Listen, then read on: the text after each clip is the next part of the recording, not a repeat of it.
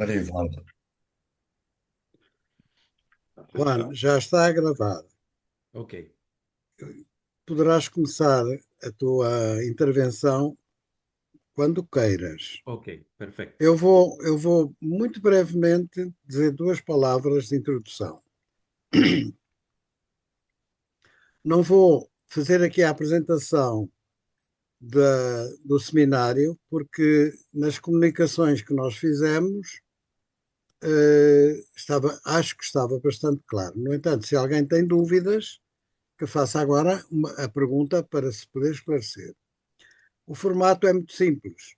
Vamos ter intervenções mais ou menos quinzenais até junho do ano que vem, em que convidados, em que são convidados para fazer essa intervenção aquelas pessoas que participaram no livro Convergências, que o nosso.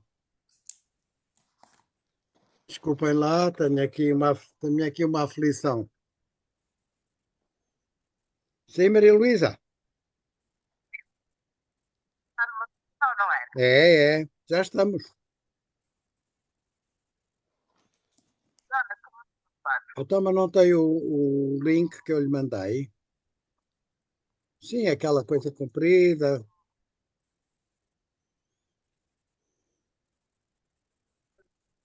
Meu, Perdão, não compreendo. Qual programa? É um, não há aqui aplicação. Não há aqui aplicação. Há um link para entrar num Zoom.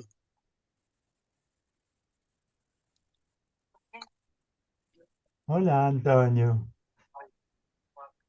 Hola Antonio. Olá, Michel. Michelle, bonsoir, buenas noches. Hola, vida, Juan. Pronto, veja lá se consegue. Eu não posso. Eu aqui à Ah, distância. eu agora parece que estou a ver.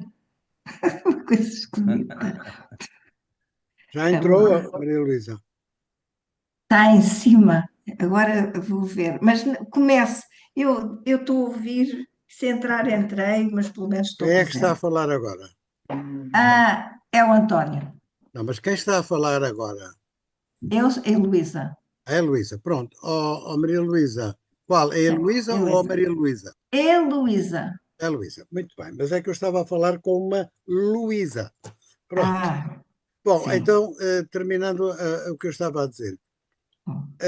As pessoas que participaram neste livro, eh, apresentando testemunhos sobre a sua vivência com Teilhard de Chardin, são convidadas para fazer aqui uma apresentação desse seu testemunho em sessões que nós estabelecemos à partida mais ou menos quinzenais. Pronto.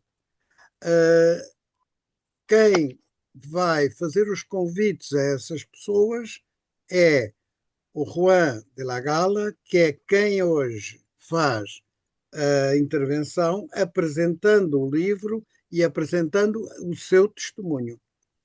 No final, se houver tempo hoje, nos outros procuraremos que haja, mas hoje pode ser mais comprido. Se houver tempo, há a possibilidade de trocar impressões com o autor do testemunho que estiver a fazer a apresentação. E com isto me calo. A próxima sessão não está ainda marcada, porque ainda não está concretizado o convite, mas logo que esteja, o Juan y eu estamos en contacto y anunciaremos. A nuestros amigos de España, de Perú y de otras partes donde hablan el idioma español, les digo bienvenidos, buenas noches. Y hoy, quizá en casi todos los casos, tendréis la ventaja de oír hablar vuestro idioma. Nosotros hablamos portugués, cuando intervenimos hablaremos portugués y haremos el posible de ambos lados de nos entendermos. Buena reunión. Juan, ¿vamos a esto? Puedes empezar. Bueno, pues muito obrigado, Antonio Paisao, por a tua apresentação tão carinhosa e por tua participação eh, no libro, não? E muito obrigado a todos vocês por assistir esta noite. Falar de Taylor é sempre instrutivo, mesmo que o palestrante seja chato, aborrecido ou mesmo muito ruim.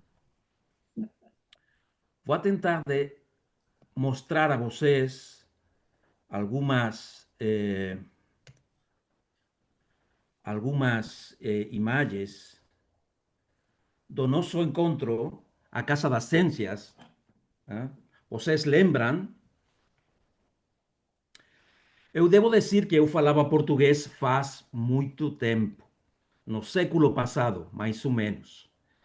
Morei alguns meses no Brasil enquanto trabalhava em um projeto de saúde para 3 núcleos de favelas no estado de Bahia, perto de Ilhéus, a terra de Jorge Amado, no sertão brasileiro. Mas mesmo assim, meu português era ruim. Porque quando eu explicava para as mães como lidar com uma diarreia infantil ou parásitas, elas olhavam sempre para mim com um rosto atento e agradecido. Mas quando lhes perguntei, vocês entendem o que estou lhes falando? Eles responderam com um sorriso, não entendemos nada, não, mas você fala muito bonitinho. Para evitar isso, é melhor se eu falar em espanhol ou talvez em um portunhol que seja confortável para todos.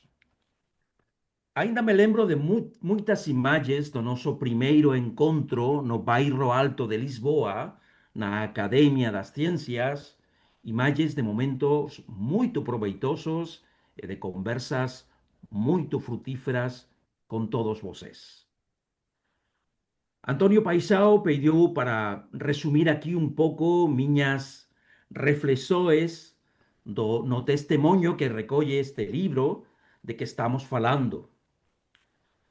Honestamente, eu sou um pouco relutante em transformar isto em uma promoção comercial do livro, mas mais do que um livro, eu gostaria de falar de Taylor e da minha conexão com ele, da minha descoberta assombrada e luminosa com sua mística, que bem poderíamos chamar uma cristologia cósmica. A primeira vez que ouvi o nome de Taylor foi durante o bacharelado no Colégio dos Jesuítas de Villafranca de los Barros, en Extremadura. O profesor de ciências escreveu aquele nome no quadro, Pierre Taylor de Chardin, e nos dice que tinha conseguido conciliar o dogma católico con a teoría da evolução. Iso le rendeu inmediatamente toda miña simpatía, porque naquela época estaba nascendo tanto miña vocação pela ciencia, cuanto meu desejo de que a fe non fose un conjunto de creenças asumidas sen crítica e sen razão alguma. Mas a principal dedicação que me liga a Taylor é a antropologia forense. Na Faculdade de Medicina, nós organizamos un laboratorio onde acompañamos e desafiamos aos alumnos a usaren os seus coñecimientos anatómicos para determinar o género, idade, altura, estilo de vida e patologías dentarias e osteoarticulares de algúns sepultamentos de diferentes períodos históricos. Miña esposa Isabel sabe ben diso porque cuando nos casamos, eses enterros ficaban en nuestra propia casa, acondicionados en caixas ben ordenadas, embaixo da escada, na bañeira, fora de uso, ou mesmo embaixo da cama de casal. Taylor ten certa fama de complexo. É difícil por diversas razões.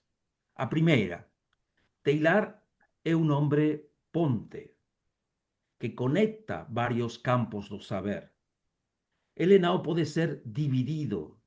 Ele é unha persoa completa.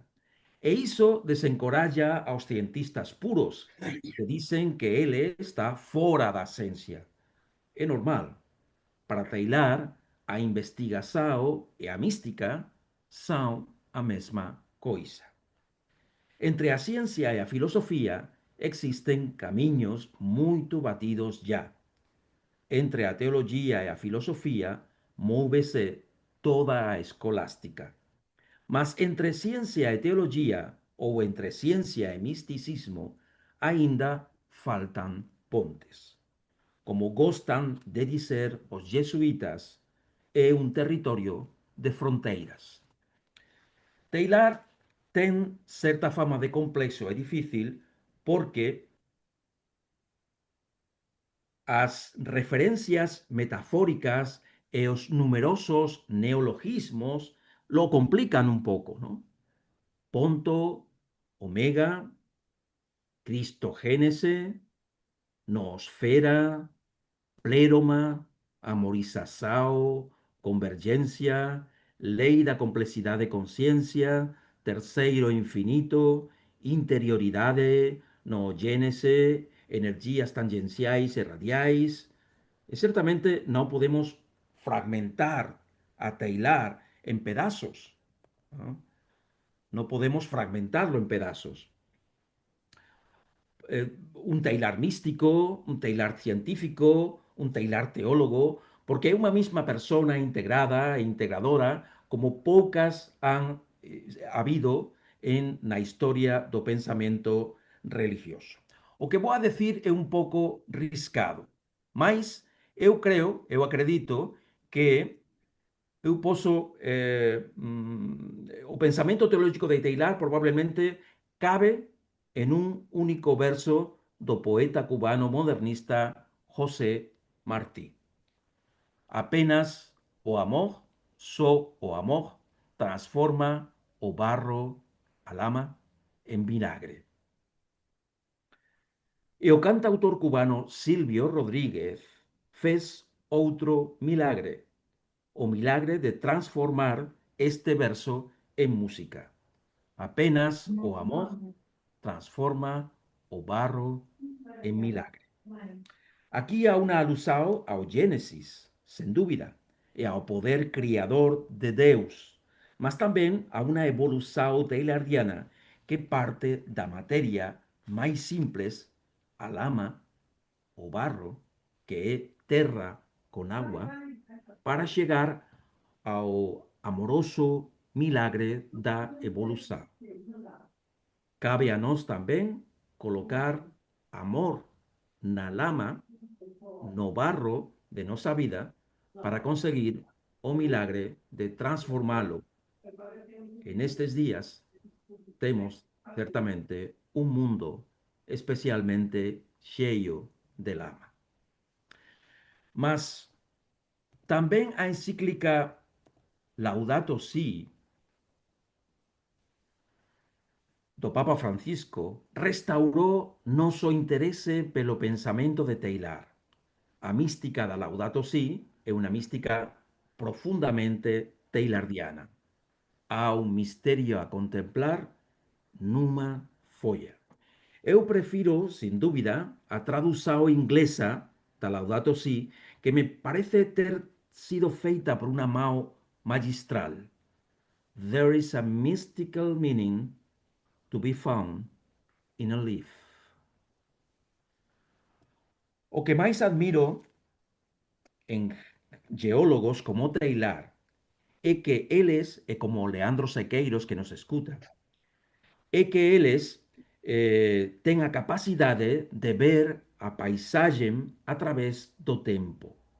Grazas ao estudo das pedras, poden descobrir os procesos que originaran a súa formación, comprender os seres vivos que a habitaran e cuyos restos fosilizados ficaran presos nos estratos sedimentares. E até intuir como será aquela paisagem no futuro. Un geólogo é alguém que sabe olhar para trás e para frente com facilidade. Talvez agora entendamos como foi importante para Taylor ter essa habilidade como geólogo. Provavelmente un físico ou un químico ou un médico não teria essa mesma perspectiva intemporal. Quando queremos saber quem é Deus, ou que coisa é Deus, ou como é Deus, sempre somos convidados a recorrer as Sagradas Escrituras, a revelação, em suma. E isto está certo. Mas Taylor nos propone outra vía que a escolástica tiña algo esquecida: a diafanía, a transparencia de Deus no universo. Porque, como diz Lucas nos Atos dos Apóstoles, nele vivemos, nos movemos e existimos. Tal vez a mellor definición de Deus é que nos ofrece a mística medieval alemá Hildegarda de Bingen. Deus é un abrazo.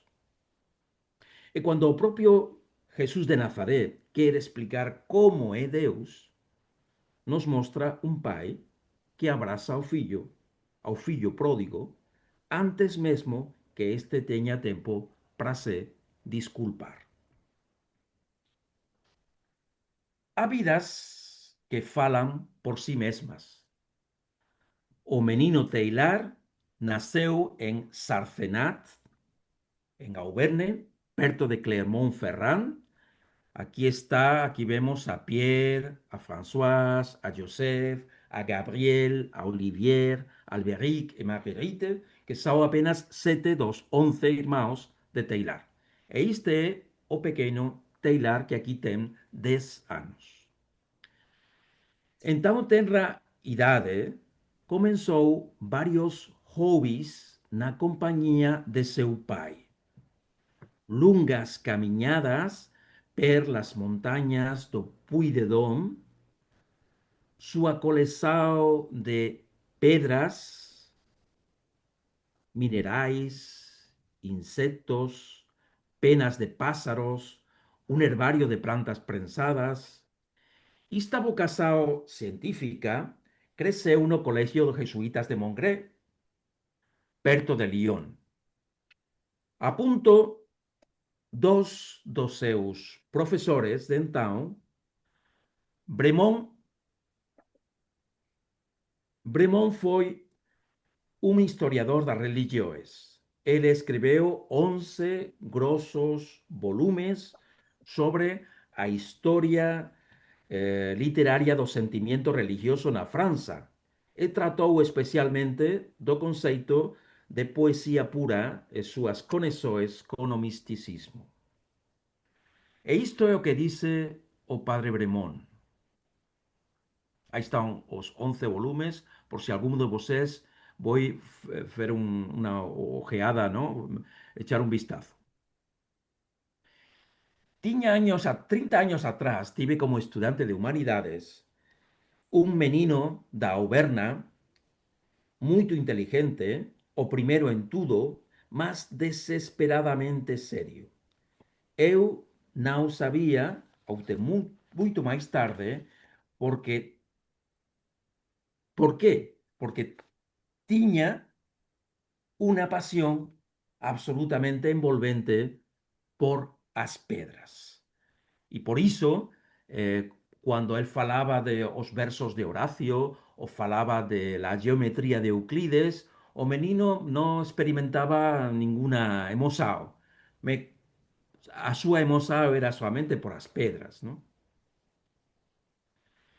Mas, na verdade, Taylor lembrase moito máis do padre Desribes, que daba demostrações de laboratorio e levaba os alumnos para os campos argilosos de Beaujolais, con súas colinas suaves e ao longo das margens do río Ródano. Mas hai algo entelar que conecta indisolublemente o Xiao con o seu.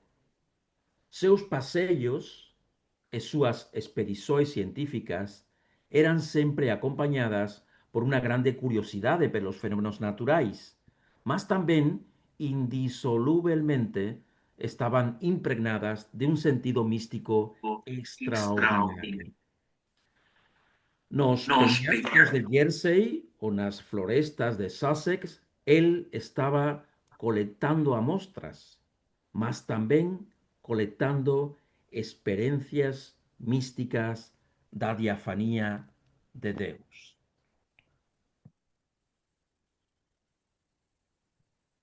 Veamos este texto que me sembra veramente interesante. Especialmente ao pôr do sol, as florestas de Sussex se carregaban de unha densidade e intensidade extraordinarias. Você diría que eles estaban levando toda a vida fósil que eu estaba então perseguindo nas argilas, indo de pedreira en pedreira. Na verdade, houve momentos en que me pareceu que unha especie de ser universal iría tomar forma súbitamente diante dos meus ollos, na propia natureza. O que non tenemos dúbidas é que Taylor era un geólogo e paleontólogo de vertebrados altamente conceituado, e seus contemporáneos tamén pensaban así. Ingresou na Academia de Ciencias de París en 1950 e foi un buscador, un garimpeiro de fóseis en todo o mundo, na França, na Inglaterra, na España, no Egipto, na China, en Java, na Birmania, na India, na Etiopía, na Rodesia, na África do Sul. Varios géneros e especies de organismos fóseis llevan seu nome. Taylor formóse con os mellores cientistas franceses no laboratorio de paleontoloxía do profesor Marcelin Bull, que le confiou un estudio sobre os fosforitos de Quercy. Unha brillante carreira científica que foi interrompida pela Primeira Guerra Mundial. Taylor é mobilizado e traballa como enfermeiro na frente sangrenta de Verdún. Súa misión era recoller os feridos, fornecer primeiros socorros físicos e espirituais e leválos ao hospital de campaña ou ao cementerio. E aquí temos outro exemplo donde a conexión entre súa biografía e súa mística é moito evidente. Nunha carta dice: dentro de algúns días nos lanzarán para reconquistar Douaumont. Vou a esta sao religiosamente, con toda a miña alma, e se eu não voltar lá de cima, gostaría que meu corpo ficase amasado nesta argila como un alicerce vivo.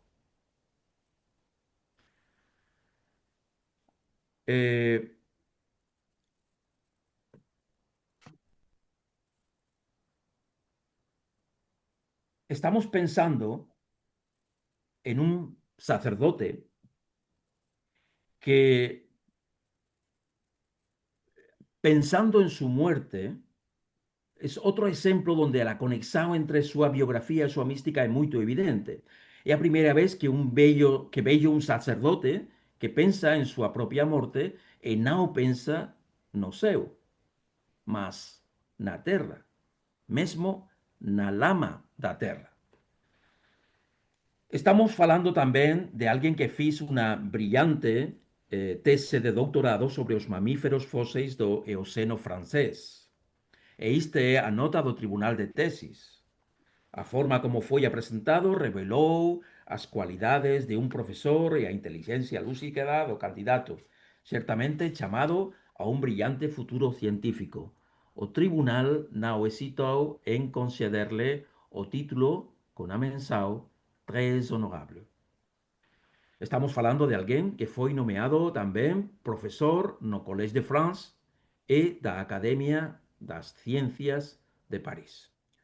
Junto con Lysen y con Leroy, eles encontraran numerosos restos fóseis de rinocerontes lanudos, antílopes e felinos na China. E mesmo un platyvelodon, un paquiderme con una curiosa mandíbula en forma de coller. Esta é a súa descrição. Nosas tendas azuis están empoleiradas na beira de un peñasco fosilífero, de frente para as inmensas superficies horizontais da Mongolia. O traballo está indo ben. Tropezamos en un local de extraños mastodontes cuyas mandíbulas se alongan e arredondan como unha coller monstruosa. Mas súa descoberta científica máis famosa foi o sinántropo. O director da escavación foi o médico canadiense da Fundación Rockefeller, Davidson Black. Taylor se ocupou de datar os estratos geológicos, de confirmar a atribución do achado, e hoxe non o clasificamos como Sinanthropus, mas como Homo erectus da variedade pequinensis. Este foi o telegrama que Taylor enviou ao Museo de Ciencias Naturais de París anunciando a descoberta.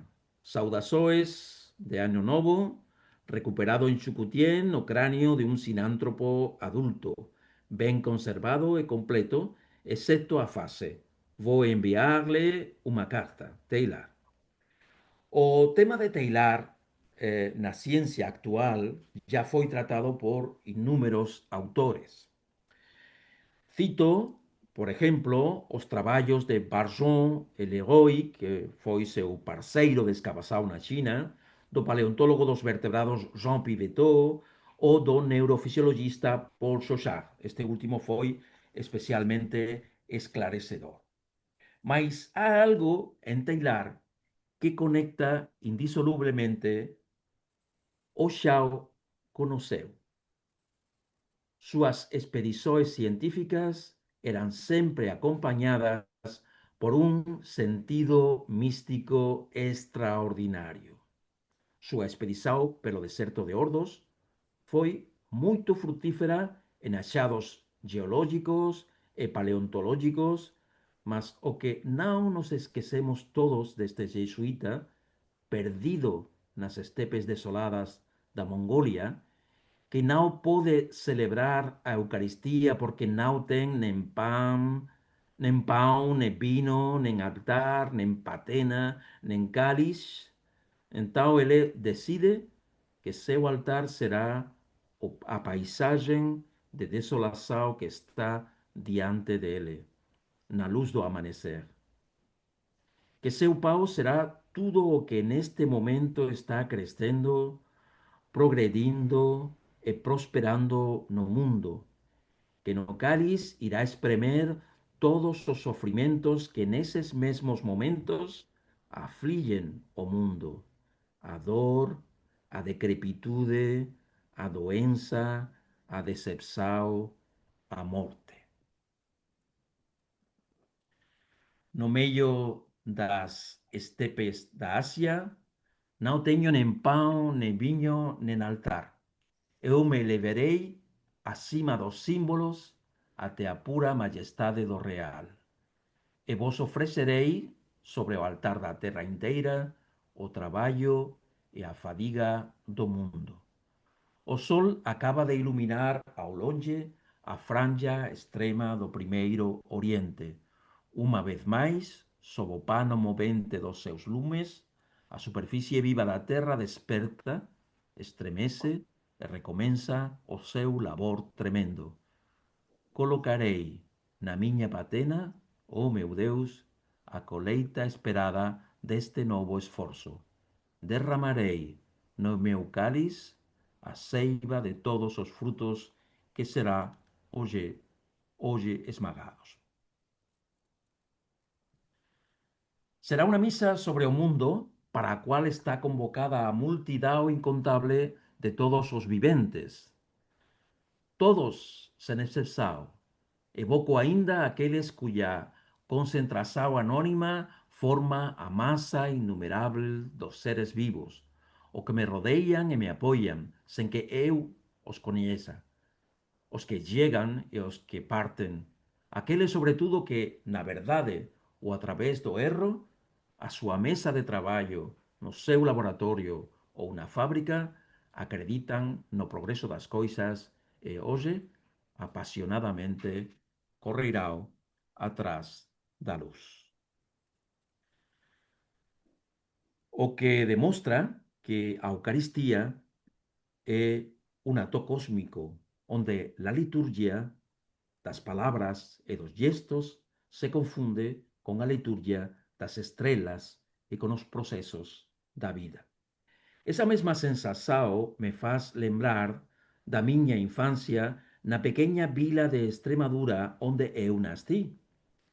E por iso, o título do meu testemunho, eu quería que fose Teilar moito antes de teilar, porque eu realmente acho que sentí o deslumbramento desa idea mesmo antes de ler Teilar, mas iso eu sabía moito depois.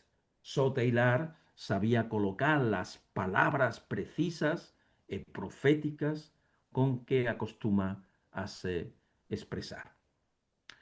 Outro exemplo donde a conexão entre súa biografía e súa mística é moito evidente son seus últimos anos. Aquí o temos con cerca de 60 anos, un teilar cansado que precisa de se sentar, que perde, o fôlego e que fuma demais. Non é extraño que pouco tempo depois sofra seu primeiro infarto do miocardio. É assim que traduz súa dimensão biográfica en unha dimensão mística. Quando os sinais da idade marcan meu corpo, e máis aínda quando afectan miña mente, quando a doença que vai me diminuir ou me causar a morte me atinge de fora ou nace dentro de min, no minuto doloroso en que teño conciencia de que estou doente ou de que estou ficando vello, naquele último momento en que sinto que escapo de min mesmo absolutamente indefenso nas maus das grandes forzas descoñecidas que me formaran, en todas esas horas sombrías, meu Deus, a comprehensão de que você quem dolorosamente separa cada unha das fibras do meu ser para penetrar até a propia médula da miña esencia e me levar con você. Dúas últimas fotos e dúas últimas premonições. En seu cuaderno de exercicios espirituais, apropinquat hora Christi. A hora de Cristo se aproxima. E nun jantar no consulado francés en Nova York, na mesa falaban do tipo de morte que cada un desexaría. Teilar dice, eu gostaría de morrer o domingo de Pascua. E así foi. De fato, Teilar morreu en 10 de abril de 1955, domingo da resurrección. Está enterrado no cemiterio de Poughkeepsie, perto do vale do río Hudson, e as persoas que visitan seu túmulo deixan unha pedra sobre ele como testemunho de oferenda. Una pedra para alguén que se chamaba Pierre, en francés, pedra.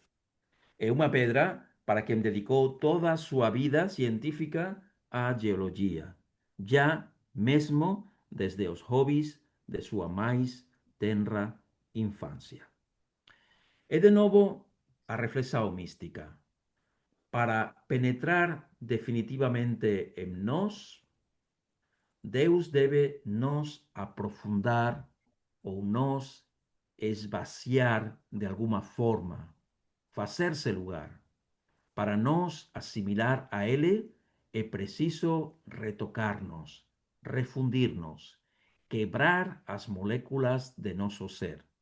A morte está encarregada de practicar esa desexada apertura até o fundo de nós mesmos, para que penetre en nós o fogo divino, e así seu poder nefasto de descompor e disolver será colocado ao servizo das máis sublimes operações da vida.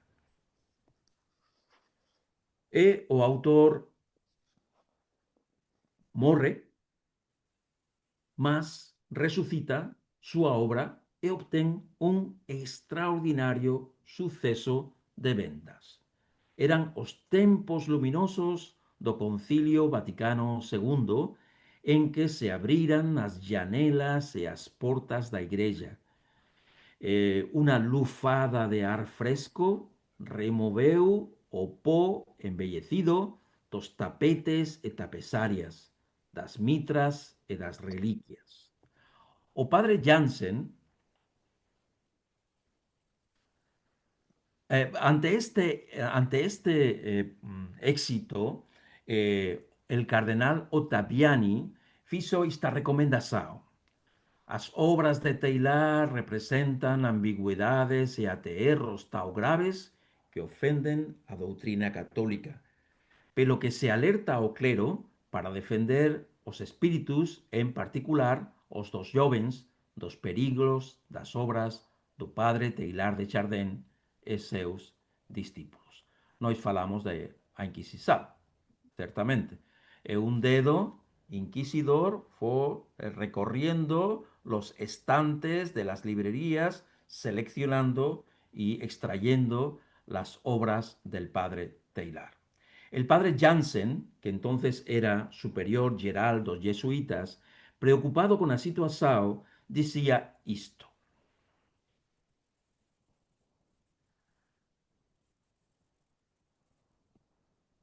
he escrito en todos lugares, en todos os sentidos, a favor e en contra Taylor. Todo tipo de mentiras sauditas sobre ele.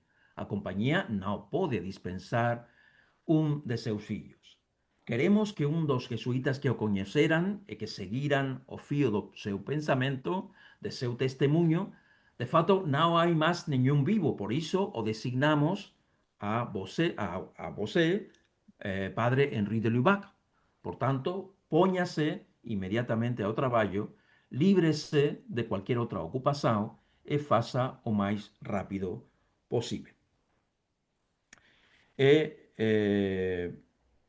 así fez diligentemente o padre Henri de Lubac, e o libro foi tamén un suceso de ventas. E outro grande suceso de ventas que tamén ajudou Taylor foi o romance do marianista australiano Morris West, As sandalias do pescador, que foi levada ao cinema por Michael Anderson 5 anos depois. O romance e o filme narraban a inesperada eleição de un papa ucraniano, o Papa Kirill, estrelado por Anthony Quinn, e súa amizade con un sabio jesuita que defendía en seus libros teses moito semellantes ás de Taylor, o padre Telemón, con T de Taylor, curiosamente para maior coincidencia, e que como Taylor morrería antes de ver súa obra publicada. Aquí o vemos entregando ao Papa un resumo de súas teses, e poderíamos nos preguntar: e o que pensaría o Papa cando lelo? Pois temos a resposta, queridos amigos. Isto é o que os papas pensaban da obra de Teilhard. Paulo VI, durante una visita a un centro de pesquisa bioquímica, dijo: un famoso cientista dice una vez, cuanto más estudo a materia, más encontro o espíritu. Alguien le preguntó: Santidade, quem era ese cientista? E Paulo VI respondeu: Teilhard de Chardin. Como ya dicemos, João Paulo II estaba fascinado con la idea teilhardiana da dimensão cósmica da Eucaristía. Póñome a recordar tantos momentos e lugares onde tive a dita de celebrar a Eucaristía. Fazme experimentar intensamente o seu carácter universal e, por así dizer, cósmico. Sim, cósmico, porque mesmo cuando ten lugar no pequeno altar dunha igrexa da aldea, a Eucaristía é sempre celebrada de certo modo sobre o altar do mundo. Une o céu e a terra. O padre Arrupe, nunha carta ao provincial da França, por ocasión dos actos do centenario do nacimento de Teilhard, celebrados na sede da UNESCO en París, dice: todos recordamos a adesão do padre Teilhard á igreja. Foi fiel e obediente, e tiña obedecido por profunda fe na iglesia e pelo amor que tiña a ela, o que sabemos pelo peso de sofrimento que le costou. Teilhard asumiu o sentir con a igreja, segundo a expresao de Santo Ignacio, mas tamén, como ele mismo dicía, de presentir con a igreja, de esa anticipação leyendo os signos dos tempos.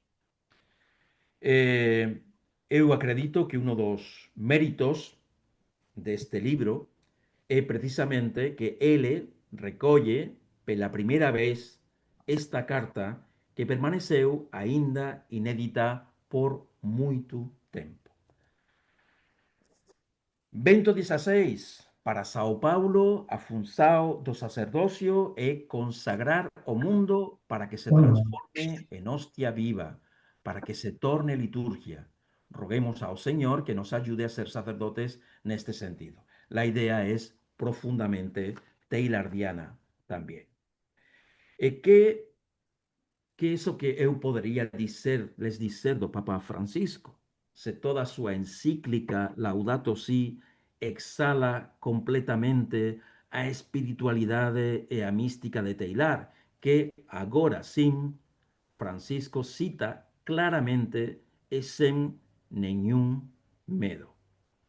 Na Asociación Española dos Amigos de Teilhard de Chardin sabíamos que a visita que o Papa proyectaba para Mongolia ia curiosamente coincidir con o centenario do momento en que Teilhard escreveu a misa sobre o mundo no deserto de Ordos. A través do padre Antonio Espadaro, quisemos alertar o pontífice desta coincidencia providencial. E estas foran súas palabras no final da misa en Ulan Bator. Este sacerdote, moitas veces incomprehendido, intuiu que a Eucaristía é celebrada en certo sentido no altar do mundo e que o centro vital do universo, o foco transbordante de amor e vida inagotável, mesmo en un tempo de tensoes e guerras como o noso. Oremos hoxe con as palabras do padre Teilhard. Ben, por último, e moito brevemente, apenas como pinceladas, estas son 7 das principais contribucións que Teilhard pode facer para a Igrexa do futuro e que eu trato de señalar no texto en el libro. Primeiro, precisamos de una iglesia, de una teología evolutiva para um Deus que também é evolutivo. Basta pensar no justiceiro e vingativo Deus do Antigo Testamento e compará-lo com o Pai de misericórdia que nos mostrou Jesús de Nazaret. Precisamos de uma teologia encarnada no mundo para um Deus também encarnado no mundo. Uma teologia que esteja perto das preocupações dos homens e das mulheres de hoje, perto de um planeta ferido por um progresso desenfrenado e desequilibrado, e de umas relações humanas feridas por aqueles que vão semeando o ódio ao estrangeiro e o ódio ao diferente. Isso supõe, entre outras coisas, descartar a ideia de um céu angélico, distante, extraterrestre, porque isso nos convida a fugir do mundo para cima, esquecendo nosso compromisso com a realidade. A história da salvação se repete actualizada todos os dias. A criação, o êxodo, a encarnação, a natividade, as bem-aventuranças, a paixão, morte e ressurreição de Cristo não são episódios pontuais na história, mas processos que cada pessoa é convidada a experimentar na sua vida. É preciso ser muito cego para não ver que a devastada cidade de Gaza é um novo Gólgota sobre o qual se ergue o próprio cruz de Cristo. E isso a teologia da liberação soube ver muito bem. Precisamos também de uma teologia mais holística, onde a verdade não seja fragmentada em dogmas ou consignas desconectados, mas integradas em um único corpo. Uma ideia que o Papa Francisco nos repete incessantemente em Laudato Si. Tudo é interligado. Os seres, as ideias, o mundo, o universo. Está também a dimensão cósmica da Eucaristia, como uma aportação magnífica do Padre Teilhard, não? E que tanto entusiasmou a João Paulo II. Precisamos também uma teologia da esperança. Teilhard foi, acima de tudo, um grande mestre da esperança. Viveu o batismo de realidade da frente de Verdún, e no meio da lama das trincheiras. Não perdeu a esperança. Viveu a ocupação japonesa da China na Segunda Guerra Mundial e não perdeu a esperança. E, acima de todo, viveu em sua própria carne o silêncio e o exílio que lhe haviam imposto desde Roma. E não perdeu a esperança. É muito o que Teilhard pode ensinar à Igreja sobre a esperança. Também a escatologia, o fim dos tempos, é uma convergência, uma interconexão evolutiva. Não deve ser vivida como uma separação dos entes queridos, mas como um reencontro em Deus. Não deve ser entendida como um julgamento entre maus e bons, mas como uma convergência livre e responsável para o bem supremo que é Deus. É claro, isso significa que nós cristãos não devemos não reconhecer como pessoas que rezam muito, mas que dão as costas para os desheredados, os marginalizados, os pequenos deste mundo. As palavras do Papa Francisco são absolutamente definitivas. Hoje, ou nos salvamos todos, ou não se salva ninguém. E isso é o que eu tentei de contar neste livro, espero ter conseguido. Há unha coisa no libro que eu non gosto. O protagonismo que parece tener meu nome na capa do libro. Eu sempre resistí a que ele aparecese tão grande, sendo o meu apenas máis un dos moitos testemunhos que aparecen nele. Porque este libro é, acima de tudo, fruto da generosidade de moitas persoas. Eu tive moita ousadía para pedir a Leonardo Boff, ou Joan Chittister, ou Ilia Delio, ou Antonio Spadaro súa colaboración. Todos foran extraordinariamente generosos en súa resposta e sinceros en seu testimonio. Cuando o libro, bueno, aquí están algunos dos colaboradores, americanos, ¿no? Del norte de América, Estados Unidos y Canadá. Ahí tienen a Joan Chittister, a John Howe de la Universidad de Georgetown, Kathleen Duffy, que es presidente de la Asociación Teilhard de Chardin en América, Andrew Del Rossi, que está también en el equipo, Ilia Delio, que es una gran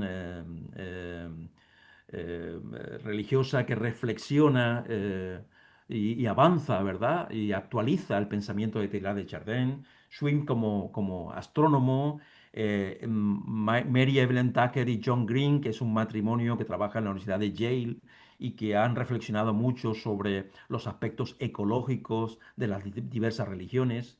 Matthew Fox, Olivia Oswald, que es una chica que trabajaba en la NASA y que finalmente ahora pues se hizo religiosa y bueno, pues es una gran entusiasta de Teilhard de Chardin. Lo mismo ocurre con los colaboradores europeos. Ahí tenemos a Thomas Halley, que fue premio Templeton, María Luisa Berzosa, Antonio Spadaro, que fue mucho tiempo director de la Civiltà Católica y ahora trabaja en el Dicasterio para la Cultura, Xavier Meloni, que es una gran figura en España de la espiritualidad y de la reflexión ecuménica, Juan José Tamayo, que dirige la Asociación de Teólogos, la Asociación Española de Teólogos Juan XXIII, Isabel Gómez Acebo, que bueno, pues es una mujer que ha trabajado mucho, sobre todo en los aspectos feministas de la teología, François Heuvet, al que conocemos y que es buen amigo de muchos de nosotros y que bueno, estuvo en las sesiones de Lisboa, Pepa Torres, que es también una teóloga muy comprometida en España, Ignacio Núñez de Castro, que es un jesuita bioquímico, gran conocedor de Teilhard, y qué les puedo decir de Leandro Sequeiros, que además nos acompaña esta noche, que es el presidente de la Asociación de Amigos de Teilhard de Chardin en España. Y yo que soy el vicepresidente trato de seguir su trabajo con la lengua fuera, porque su actividad es absolutamente arrolladora. José Ignacio González Faus, que ha fallecido recientemente y el texto que aparece en el libro pues es uno de sus últimos textos escritos. Agustín Udías, que es yo creo el mayor especialista en España sobre Teilhard de Chardin. Rafa Millán, que escribe desde el sufismo. Marie Bajon de la Tour, que seguro que la conocéis porque es sobrina nieta de Teilhard de Chardin y es muy activa también tanto en la Fundación Teilhard como en Teilhard Monde. José Luis Febas, sacerdote zaragozano, Pedro Miguel Lamet, periodista, fue durante mucho tiempo director de Vida Nueva, y bueno, pues figuras como Leonardo Boff o Juan Maciá, entre otros, ¿no? Lo que sí me llama la atención es que cuando o libro ya estaba prestes a entrar en máquinas, soube que Josep Borrell, que foi ministro con varios gobernantes españois, presidente da Unión Europea e alto representante de política externa e seguranza, pois sabía que Borrell era un teilardiano entusiasta e me apresei a pedir tamén o seu testemunho, que aparece recollido no epílogo. Eu acho que este epílogo de que estou falando é un grande convite para a esperanza desde Teilhard. E iso tamén é o que eu quero que este libro sexa. Muito obrigado. Eu bati palmas. Bata palmas.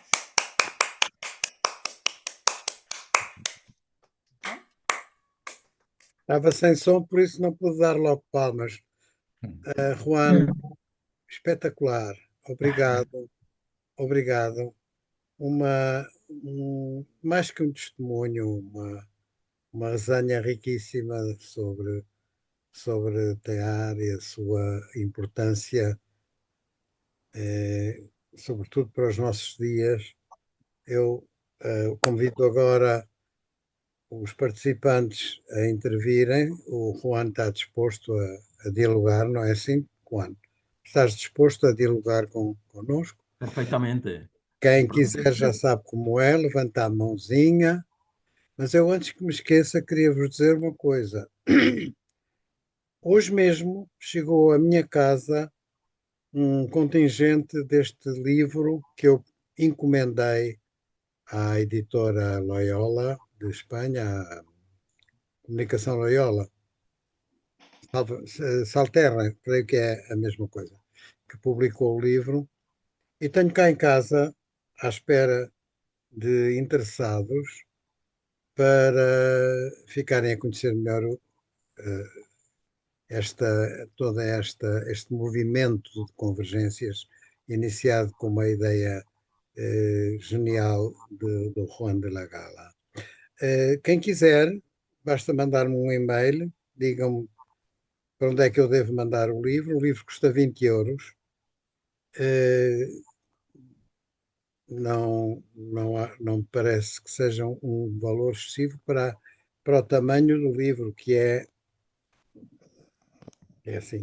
E não só para o tamanho, mas olha, está ali, para a riqueza de conteúdo que vale a pena a todos os títulos conhecer, meditar e conversar sobre. Portanto, agradeço a vossa participação, faço já aqui a minha despedida. A próxima reunião vai ser marcada, conforme eu já disse, oportunamente, logo que o Juan tenha o próximo orador em linha para entrar no próximo Zoom. Portanto, quem estiver interessado agora em colocar qualquer questão ao Juan, ou dúvida, ou comentário, já sabe como deve proceder. Vai aqui embaixo, à barra, e depois onde está reagir, podem dizer, levantar a mão, está lá um íconezinho, e eu vou levantar a minha para verem, e depois quando acabam baixar a mão. Portanto, quem estiver interessado, estou admirado de não haver já 5, 6 ou 7. Então, se ninguém entra, entro eu. Pronto, eu sou assim. Vou levantar a mão para fazer uma pergunta um pouco traiçoeira ao Juan, mas que eu sei que ele tem resposta para ela. Juan, todos nós temos a sensação, todos nós temos a sensação de que hoje em dia, embora Teilhard tenha morrido há 70 anos, e se diga que muito do Teilhard está ultrapassado, está datado, que já não tem grande importância aquilo que ele escreveu e pensou, mas a verdade é que nós sentimos, como tu, aliás, tão bem mostraste, que até os papas de hoje, os papas de há 5, há 10, há 20 anos, citam Teilhard, leem Teilhard, e mais do que isso, certamente encontram nele pistas para desenvolver o futuro da Igreja. A minha pergunta é esta: achas que nós, hoje em dia, nas nossas paróquias, sentimos essa presença, digamos, anunciadora de uma igreja caminhante, de uma igreja em sinodalidade? Achas que as nossas paróquias hoje, por onde nós vamos à missa ao domingo, encontramos os padres mais ou menos enfileirados com ideias de renovação? Bueno, me gustaría, voy a contestar en español, pero un español de bagasiño, Sim, para que sim, puedan entenderme.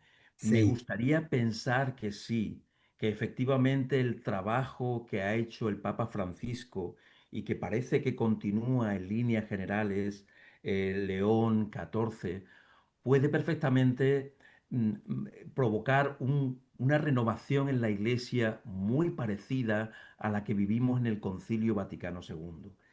Es verdad que todavía hay gente temerosa, hay gente que prefiere las seguridades de una fe creída sin razón, ¿no? Es decir, sin poner detrás la razón, ¿no? Y sin, sobre todo, una fe sin demasiado compromiso con el otro.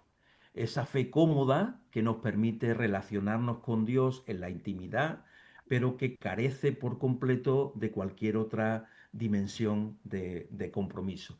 Yo tengo esperanza, y me parece que como teilardiano, quizás todos, como teilardianos, quizás todos nosotros debamos tenerla, ¿no? Y me parece, además, perdón, que ha sido una constante en muchos de los textos la idea de decir, muy especialmente me estoy acordando de la sobrina nieta de Taylor, ¿no? Marie Bajon de la Tour, que decía claramente que el trabajo de su tío abuelo todavía estaba ciertamente por hacer y que tiene toda la actualidad del mundo. Es lo mismo que uno experimenta cuando abre los documentos del Concilio Vaticano II y uno se da cuenta de que todos aquellos proyectos siguen vírgenes, de que se ha avanzado realmente muy poco en ese sentido. Pues esa misma sensación tiene uno cuando abre la obra de Teilhard de Chardin, pero con mucho más mérito, porque hablamos del Concilio Vaticano II en los años 60, pero el pensamiento de Teilhard de Chardin se produce en los años 20, en los años 30 y en los años 40, en donde ni siquiera nadie pensaba en el Concilio Vaticano II. El mérito profético que tiene el pensamiento de Teilhard es haberse anticipado medio siglo, ¿no? Al Concilio Vaticano II. Gracias, gracias, Juan. Mas não posso crer. Mientras alguien se anima a preguntar algo más, hay una cuestión que a mí me ha llamado mucho la atención también, y es cómo en muchas ocasiones, muchas de las personas que escriben en el libro hablan de que su primer contacto con Taylor estuvo rodeado de cierto hálito de clandestinidad. Es decir, estaban haciendo algo prohibido, especialmente los religiosos, ¿no? Me acuerdo en concreto del testimonio de Leonardo Boff, que dice, yo en el noviciado de los franciscanos tenía asignada la llave de la biblioteca. Por tanto, tenía acceso al armario de los libros prohibidos.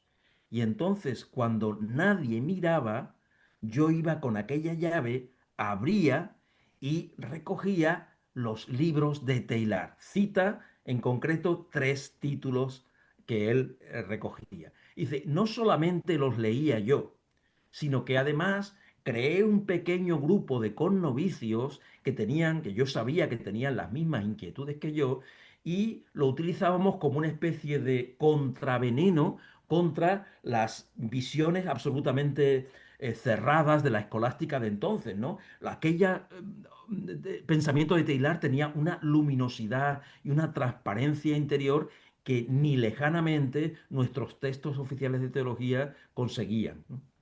Entonces llama mucho la atención también como él dice, en un momento dado, dice, bueno, Taylor siguió fiel a la iglesia y siguió fiel a la compañía, a pesar de que se le silenció. yo no pude ni supe hacer lo mismo. Él tiene mucho más mérito que yo. Porque sabéis cómo, bueno, que la presión de la Inquisición, ¿verdad? Del Santo Oficio fue tan fuerte en el caso de Leonardo Boff que no solo se le prohibió enseñar, no solo se le silenció y se le impidió escribir, sino que además se le quería mandar a Filipinas o o a Corea por quitarlo un poco de la esfera de acción de algunos obispos muy comprometidos con el pueblo que había entonces en Latinoamérica. Les parecía que era una mala influencia y que no solamente debía callarse, sino que además debía ser retirado hacia otro extremo del mundo, ¿no? Como un poco como lo que hicieron a Taylor, ¿no? Él preguntó entonces si al retirarse a Filipinas o a Corea iba a poder desde allí seguir enseñando. Y le dijeron que ni siquiera podía tampoco allí seguir enseñando. Y dice, pues entonces me parece terriblemente injusto y además atenta contra los derechos humanos. No puedo asumir eso, me parece un pecado, decía él. Y entonces decidió abandonar la orden. Claro. Um entre muitos, não é? Mais um. Michel, Muito obrigado. Olha, agradeço muitíssimo o nosso amigo Juan pela magnífica exposição que suscita em nós o desejo de voltar sempre a ler teatro, mesmo daquilo que disse e neste espírito.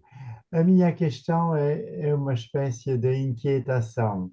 Será que a esperança de que falou pode ser vivida hoje quando os desafios de uma guerra mundial são ainda mais terríveis, é mais terrível ainda do que antes.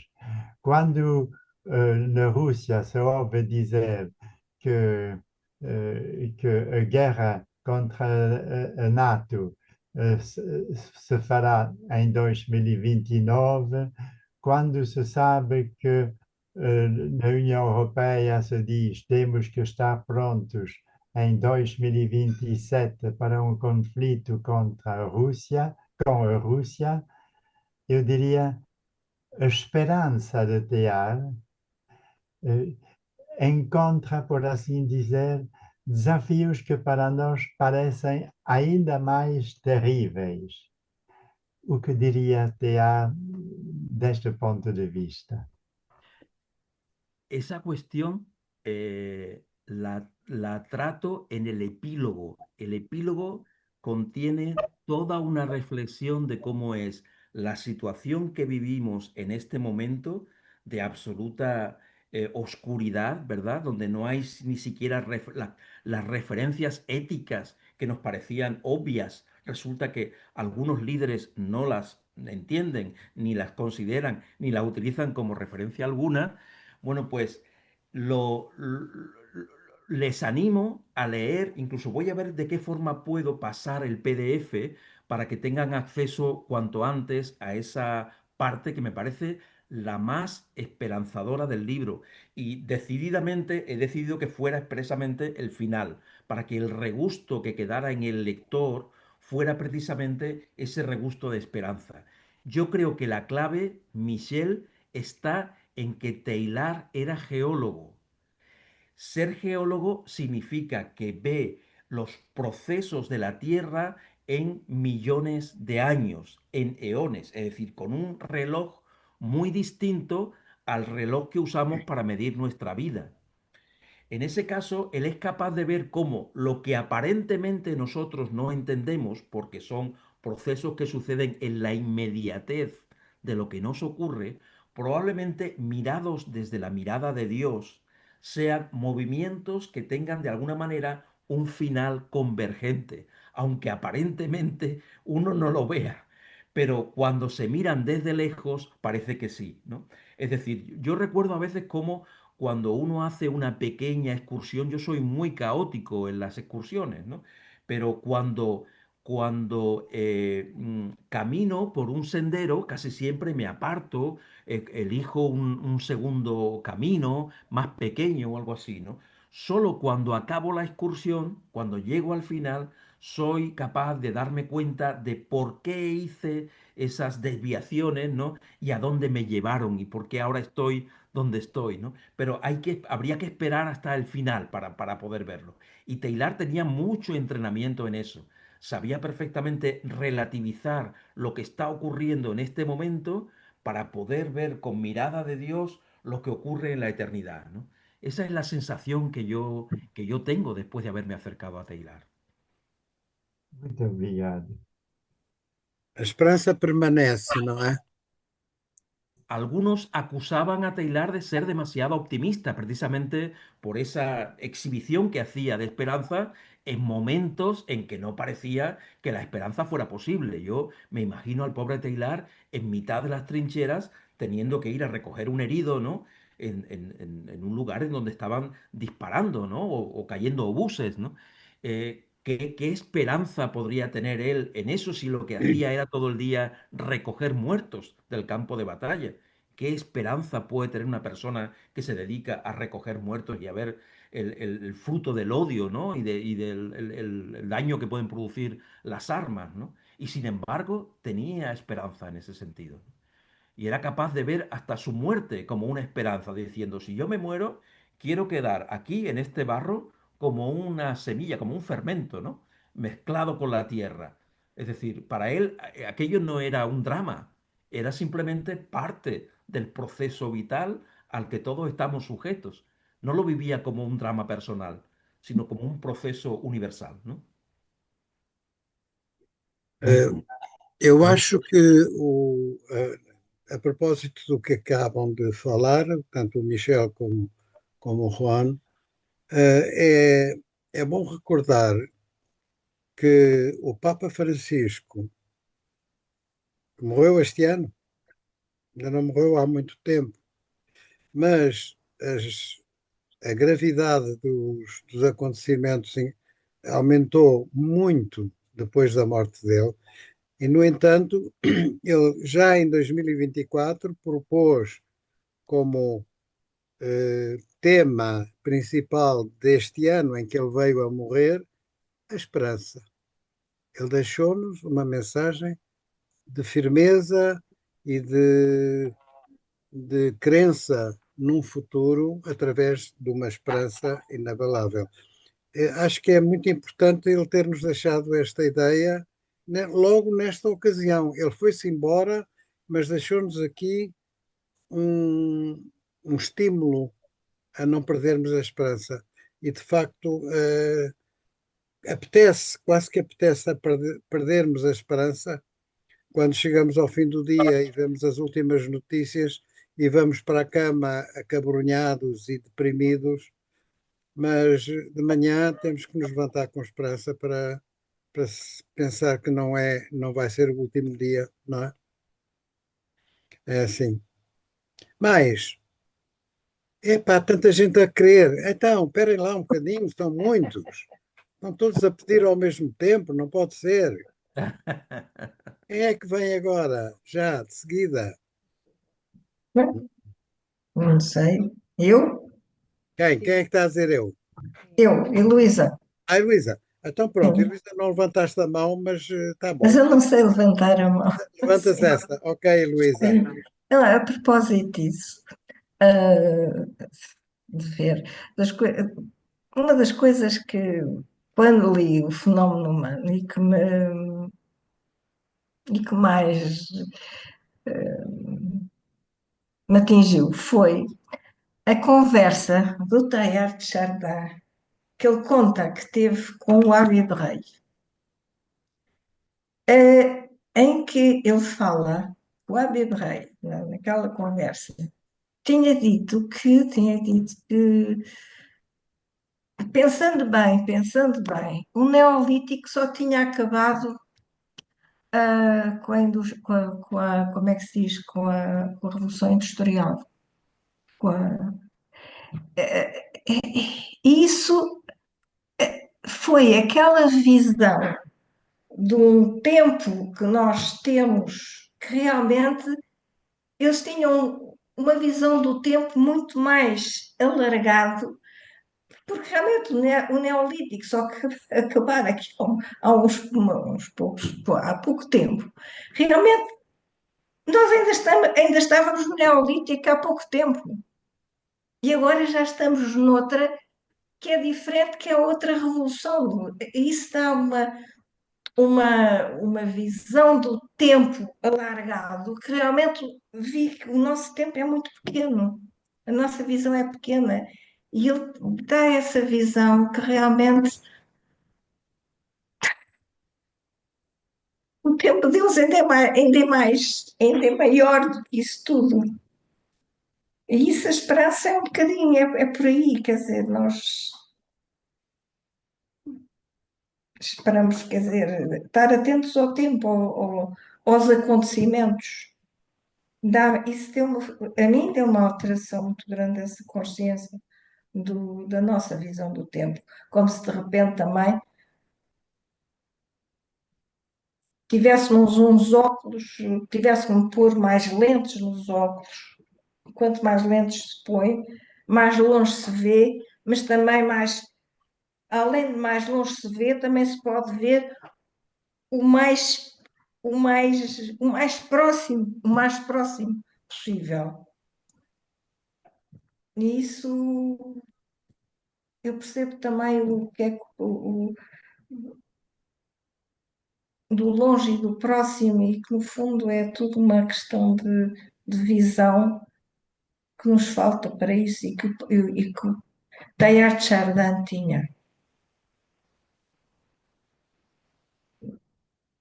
E a esperança, nossa esperança é no fundo essa, é que a nossa visão é muito limitada e é muito limitada, por isso não estou muito preocupada com isso, do que é que vai acontecer ou não vai acontecer, porque tudo tem o seu caminho, tem um caminho que nós não sabemos, mas há uma dinâmica. Nós temos, a nossa tendência, aliás, da Igreja é, é a paragem, é a estática. Quando o universo e Deus e como é dinâmica,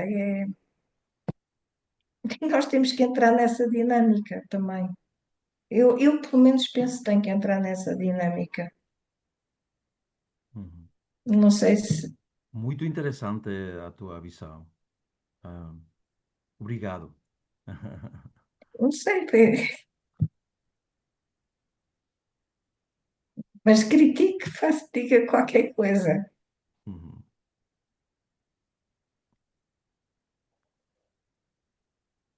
Ok. Eu gostaria também de falar de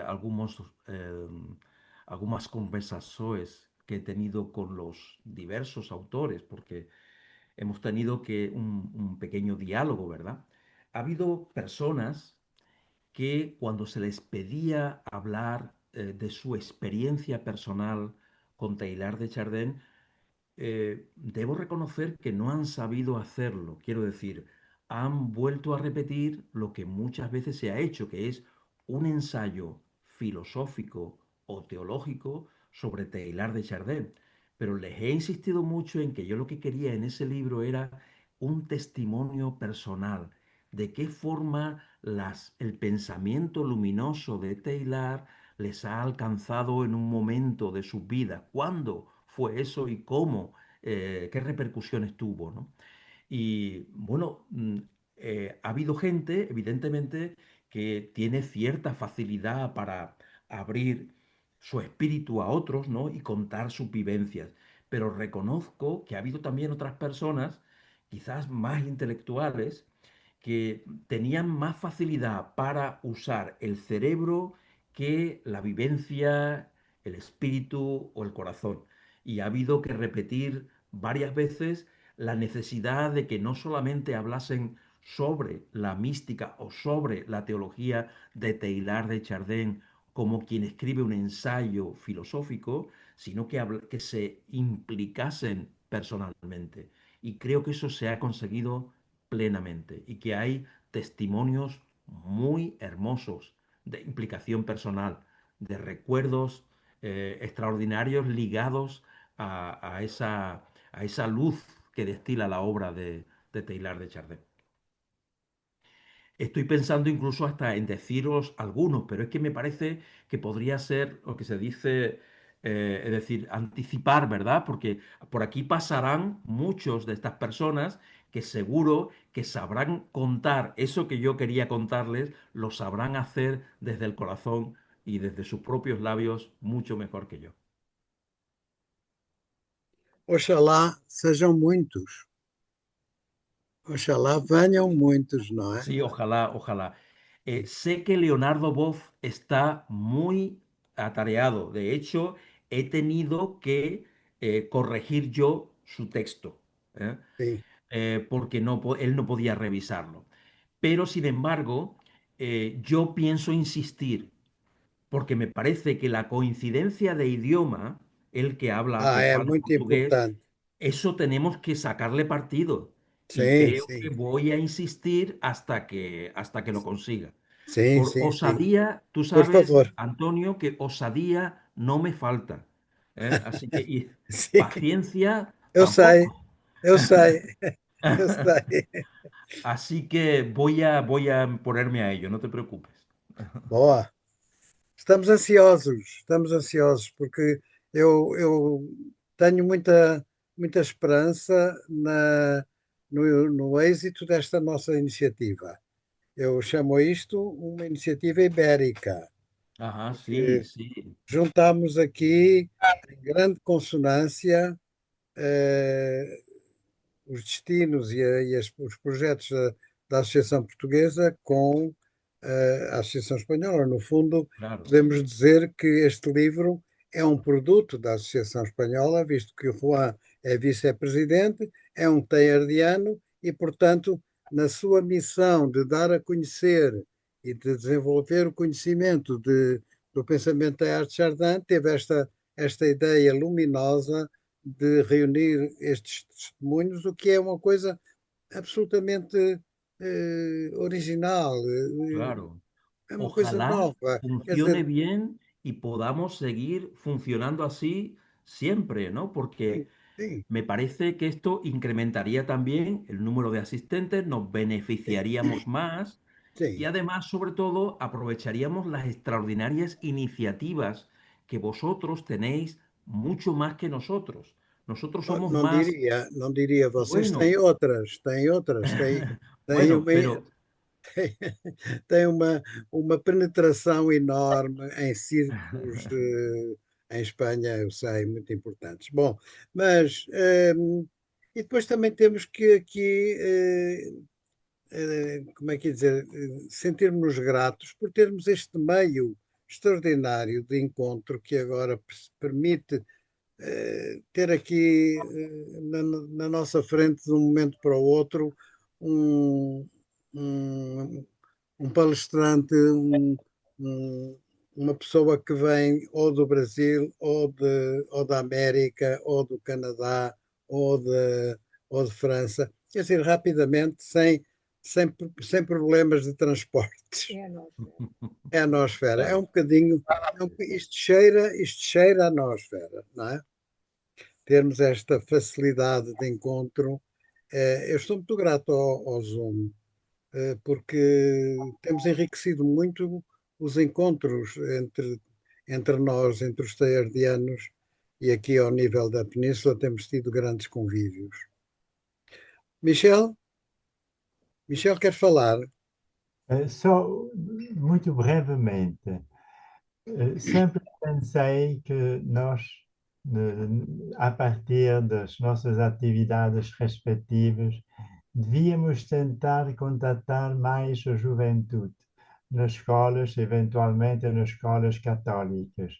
E, por exemplo, o que o Juan fez agora seria magnífico para comunicar, por exemplo, no último ano dos colégios secundários e, eh, e não sei como é se podia fazer. O António seria um mestre também neste campo de fazer uma apresentação como aquela que nós recebemos e com tanta alegria, devo dizer, e penso, eu próprio não fiz isso, mas se a gente pudesse ir propor uma hora de conversa, começando pelas escolas católicas, para rapazes de 17 a 18 anos. Eu conheci Teilhard de Chardin a partir do último ano do colégio do ensino secundário, que falou mais de Teilhard de Chardin do que na Universidade Católica de Lovaina, onde Teilhard de Chardin foi muito presente no ensino do gênio de Lovaina, que era Jean Ladrière. E Jean Ladrière gostava de Teilhard de Chardin e não hesitava nas aulas a falar nele. Ele era o único. Bem, não digo mais nada. Bueno, A como minha diz isso, disponibilidade para esse projeto, Michel, toda a minha disponibilidade. o Obrigado. problema, se me permitem, aqui um pouco, como nós aqui em Portugal dizemos, velho do Restelo, para os portugueses já sabem o que isto quer dizer. Nós temos tentado muita coisa. Apenas como exemplo, um pequenino exemplo, dentro da formação jesuítica em Portugal, os noviços não sabem, não conhecem nada de Teilhard de Chardin, não sabem que existiu. Talvez, se conhecessem, despertassem interesse. Então, nós aqui fizemos uma coisa que, combinando com o Padre Vasco, que foi um grande orientador de juventude dentro dos grupos jesuítas em Portugal, de jovens, não é? E reproduzimos uma brochura em banda desenhada que adaptamos de uma francesa. Eu posso mostrar aqui rápido.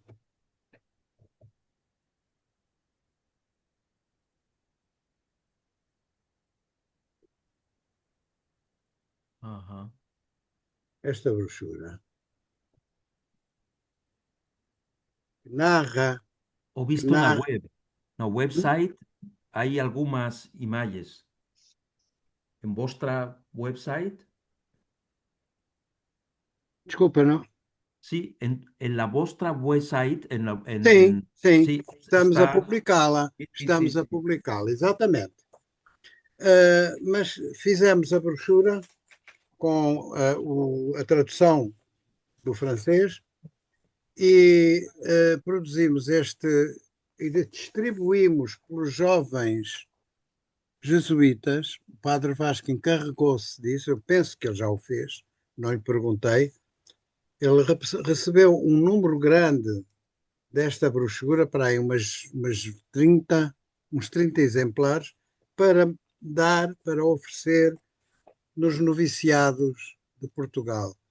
Talvez, através disto, os jovens jesuítas comecem a gostar de Teilhard. Até aqui não dão grandes sinais de o conhecer. Há exceções. Temos aqui em Portugal 2 ou 3 padres jovens que são teilhardianos e de excelente qualidade. Temos um, sobretudo o padre Bruno Nobre, Bruno Nobre, sí, sí. que Eu conheci Padre Nobre. sim, tem alguns ensaios sobre Teilhard, sobretudo sobre a encarnação, de uma qualidade e de uma profundidade extraordinárias. Mas são exceções. Nós gostaríamos que a própria Companhia de Jesus estivesse mais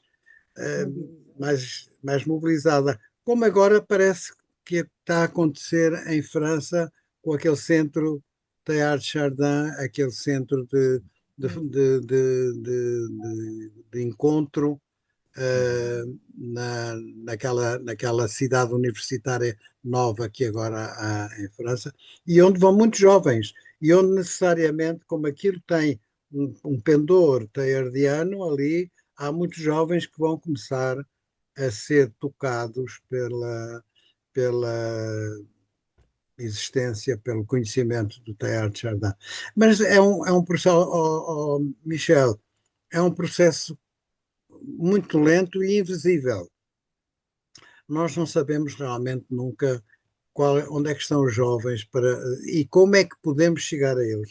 Nós sabemos onde eles estão, não sabemos é como podemos chegar a eles. Por exemplo, essa sua ideia nos colégios, muito bem, os colégios, mas quem é que entra nos colégios? Quem é que nos dá a possibilidade de entrar num colégio e falar de Teilhard de Chardin aos jovens? Se calhar, se nós tivéssemos essa possibilidade, haveria interessados. Dependia da maneira como faríamos essa intervenção. Vamos tentar ou A dois. Lourdes diz que nem os jesuítas facilitam.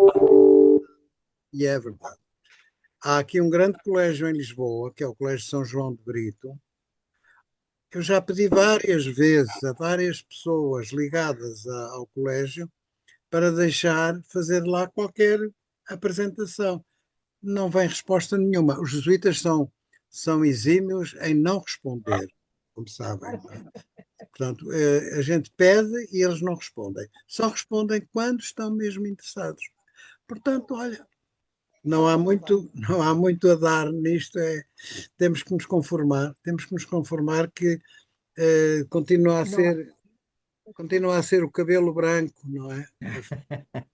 A iniciativa. Olha, já tem uma conferência pronta e vou ver se pelo menos num colégio de salesiano de que conheço o diretor. Vamos a isso. A ideia poderíamos, que é um amigo, há tempo que não o vejo, mas foi um aluno nosso. Então vamos tentar ver pelo menos se um ou dois, uma ou duas vezes pudéssemos conversar. Temos que conversar. Sim. Encantado. Vamos a isso. Tá bem. Bom, meus queridos amigos. Leo aquí, Antonio, leo en el chat un mensaje de Lecaros Zavala, de nuestro compañero de Sí. Perú, que no sé si sigue todavía con nosotros, diciendo, sí, está aquí, efectivamente, y nos dice que él precisamente llegó a la teología de la liberación a través de Teilhard de Chardin. Yo creo que a lo mejor podríamos pedirle que nos lo contara un poco, ¿no? Sim. Por favor, Carlos. Sí, claro. Mi experiencia con Teilhard fue, digamos, un primer contacto que tuve con él fue visual.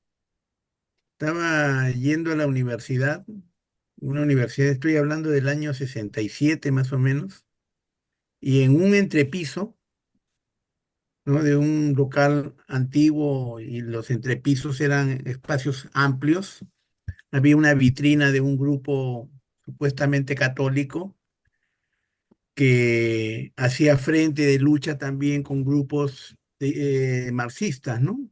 Y me encuentro con una imagen, cada vez que subía la escalera a un tercer piso, me encontraba con la imagen, con una cara, un rostro. Y un rostro que ahí decía la oración de Teilhard de Chardin. Entonces el rostro era el que me llamaba la atención. Pasan los años y me empiezo a acercar, yo soy laico, me empiezo a acercar a amigos de la compañía, a un sacerdote en mi parroquia acá en Lima, y bajo dirección espiritual el sacerdote César Toledo me empieza a prestar libros, ¿no? Entonces él era encargado de la biblioteca de la parroquia. Entonces me dice, vamos a ver libros, ¿no? A ver cuál te desea. Y no sé cómo, buscando, viendo, y él me dice, ven por acá y justo viendo el lomo del libro, veo pues la oración de Teilhard de Chardin, saco el libro y me encuentro con el rostro, que era el libro de Henry de Lubac, se llama Mm, La oración de Teilhard de Chardin. Y sim, ahí, digamos, es como empieza mi primer contacto, ¿no? sim, Leí en ese entonces le pedí ese libro, lo leí. Después en la universidad, con otro sacerdote que nos enseñaba teología, otro jesuita, también nos dio una lista de leer y entre los libros que nos daba para leer estaba La visión del pasado.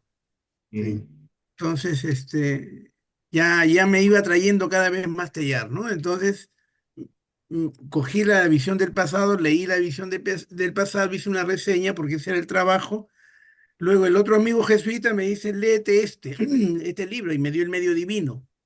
Todavía no leí el fenómeno humano, ¿eh? O sea, la visión del pasado. Y claro, a mí me atraía, digamos, por otro lado también la ciencia, ¿no? La parte de lo que sería astronomía. O sea, mi atractivo era la ciencia, aunque terminé estudiando primero economía y después filosofía, pero mi atracción era la ciencia, ¿no? Hasta que ya perteneciendo a grupos católicos, y estaba toda la efervescencia aquí de la teología de la liberación, yo todavía no entraba por ese camino, ¿no? Digamos, de un compromiso político, un compromiso así en esa línea, ¿no? Pero leyendo a Teilhard, lo que era amar al mundo, estar vinculado al mundo, y ya en el campo digamos, de todo ese debate político, ya eso me iba atrayendo y el camino lo encontraba yo por la teología de la liberación, ¿no? Mi formación de economista en temas del desarrollo, la filosofía y la teología que más me atraía por el lado de Teilhard, me fue aproximando a empezar a leer a sí, ya. teología de liberación, específico, bueno, Gustavo, ¿no? Gustavo, básicamente, que estaba por aquí, ¿no?